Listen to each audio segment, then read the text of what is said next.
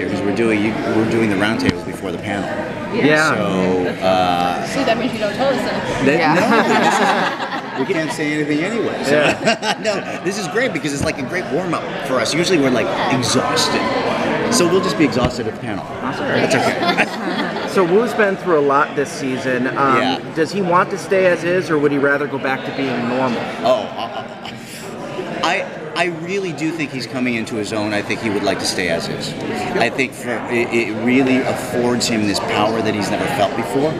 And I think it's interesting. When I first read it, I thought he could go either way, to the dark side, or he could go and use it to help people. But I think he's always been inherently a cop. I've always imagined that my dad was a cop, in that regard. And so I think it makes me feel this power, truly, like I can feel it now.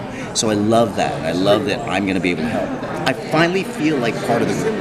Let's put it that way. Is it still a struggle to control? Yes, and it will be. And how do you describe what that natural power is? What the what? What the power is? What powers do you have? First of all, I mean, it's interesting because I researched Neanderthal men. Some people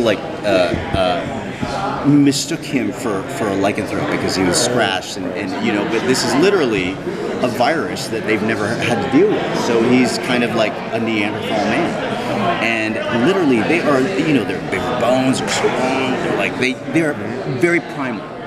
So I think for most people, it's like if you had that primal side of you that could just go full force. It's almost like a woman seeing her child under a car that's been run over. She just goes to it and picks it up. I think that's kind of how he feels, like that whenever it comes out. So he's going to be a good ally. I hope so. I hope so. Captain Neanderwood. I like that sound. What are the challenges to doing those episodes? Do they do prosthetic makeup on you, or is it all? They know. Actually, there was one where they had my stunt double and they put the complete prosthetic on him, which was interesting, kind of seeing him and what I would look like. But most of it is CG, so it's interesting having to find your morph, because he's not really he doesn't really morph in the way that a Vessin does. It's much more subtle. So it's interesting after what happens after that, because literally you're still the same, but you have to feel differently. So that's the challenge, is feeling like a completely different character, and that's the fun part. It's probably a good thing he knew about the Vessin ahead of time. He would have been freaked. I mean, he's already freaked out. Okay, so having to push those feelings down is already a task. But if he didn't know anything about it, I think this would have been the end for Wu. But now at least, he knows what it is. And I seriously, the power I feel has been amazing for this character.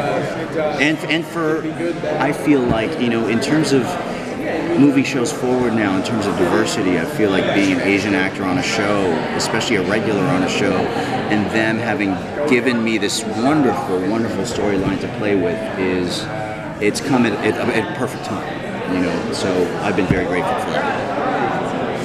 In years past, you said you wish that your character gets a first name, you wish that you get Here it another is. outfit, so you have all these things. Do you have something you wish that you get this season? A Neander chick? How about that?